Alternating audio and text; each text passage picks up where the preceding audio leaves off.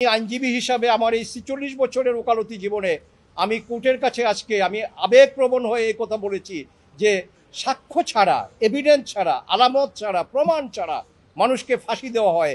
এবং একটা ঘটনার জন্য দুইটা মামলা আপনারা জেনেছেন, একটা হলো এক্সপ্লোসিভ সাবস্টেন্স অ্যাক্টে, আরেকটা পেনাল কোর্টে।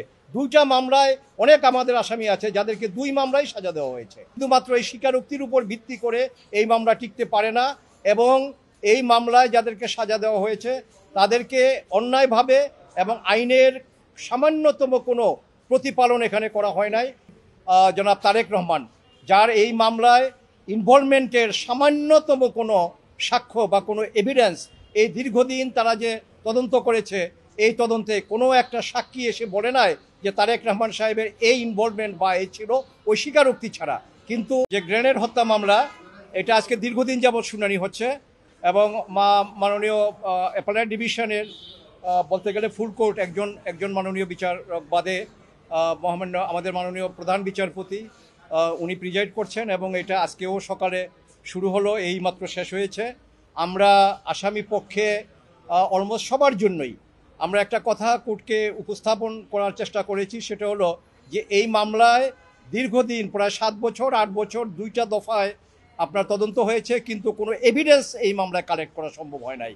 আসামিদেরকে ধরে তাদেরকে আপনার শারীরিক মানসিক নির্যাতন, দীর্ঘদিন টিএফআই সেলে, জয়েন্ট ইন্টারোগেশন সেলে তাদেরকে রিমান্ডে এনে রেখে সেখান থেকে কোর্টে এনে আপনার তাদের কনফেশনাল স্টেটমেন্ট বা স্বীকারোক্তিমূলক জবানবন্দি রেকর্ড করা হয়েছে, এবং এই প্রত্যেকটা স্বীকারোক্তিমূলক জবানবন্দি আবার তারা প্রত্যাহার করেছে, অর্থাৎ রিট্রাক্ট করেছে, এবং রিট্রাক্ট করার পরে ওই স্বীকারোক্তিমূলক জবানবন্দির উপরেই এই মামলার শাস্তি দেওয়া হয়েছে, ইনক্লুডিং জনাব তারেক রহমান, যার এই মামলায় ইনভলভমেন্টের সামান্যতম কোনো সাক্ষ্য বা কোনো এভিডেন্স, এই দীর্ঘদিন তারা যে তদন্ত করেছে, এই তদন্তে কোনো একটা সাক্ষী এসে বলে নাই যে তারেক রহমান সাহেবের এই ইনভলভমেন্ট বা এই ছিল ওই স্বীকারোক্তি ছাড়া।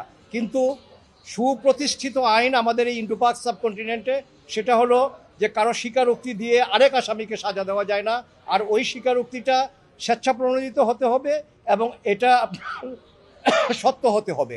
কিন্তু স্বেচ্ছাপ্রণোদিত না, কারণ একটা স্বীকারোক্তি পাওয়া যাবে না যাকে রিমান্ডে নেওয়া না হয়েছে বা তাকে শারীরিক নির্যাতন করা না হয়েছে।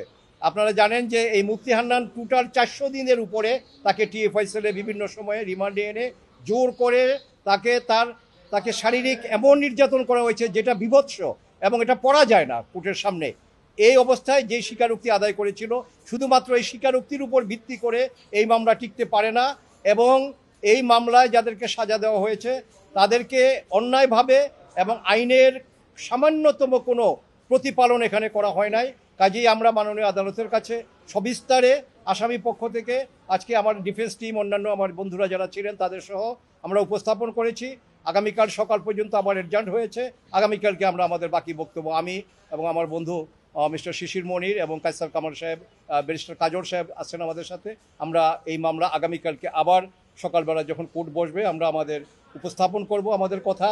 এবং একটা কথা আমরা বলতে চাই যে আমি আইনজীবী হিসাবে আমার এই ৪৬ বছরের ওকালতি জীবনে আমি কোর্টের কাছে আজকে আমি আবেগপ্রবণ হয়ে এই কথা বলেছি যে সাক্ষ্য ছাড়া, এভিডেন্স ছাড়া, আলামত ছাড়া, প্রমাণ ছাড়া মানুষকে ফাঁসি দেওয়া হয়।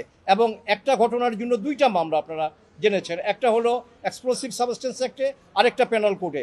দুইটা মামলায় অনেক আমাদের আসামি আছে যাদেরকে দুই মামলায় সাজা দেওয়া হয়েছে, এবং সেখানে তারা 20 বছর যাবৎ, সেই যে 18 থেকে এই 20 বছর যাবৎ অনেকে জেলে আছেন, এবং 18 থেকে আজকে এই 25-24 পর্যন্ত 6 বছর 7 বছর কন্ডেম সেলে ছিল।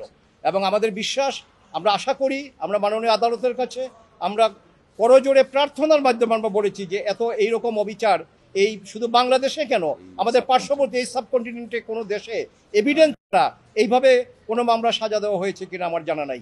এবং আদালত, আমরা কোর্টের কাছে অত্যন্ত কৃতজ্ঞ। কোর্ট অত্যন্ত দয়াপরবশ হয়ে যথেষ্ট টলারেন্স এবং যথেষ্ট পেশেন্স আমাদের এই হিয়ারিং নিয়েছেন। বাকিটা আমরা প্রত্যাশা করি ইনশাল্লাহ যে হাইকোর্টের যে রায়, সেটা খালাসের যে রায় হাইকোর্ট দিয়েছে এটা বহাল থাকবে। তারেক রহমান সাহেব সহ, লুৎফুজ্জামান বাবর সহ অন্যান্য যে সমস্ত আসামি এই মামলায় আছে, আব্দুল সালাম পিন্টু, যার এগেনস্টে কোনো এভিডেন্স নাই, আমরা খালাস পেয়েছি হাইকোর্ট থেকে। ইনশাল্লাহ এই খালাসের আদেশ বহাল থাকবে বলে আমরা প্রার্থনা করেছি এবং আমরা আশাবাদী।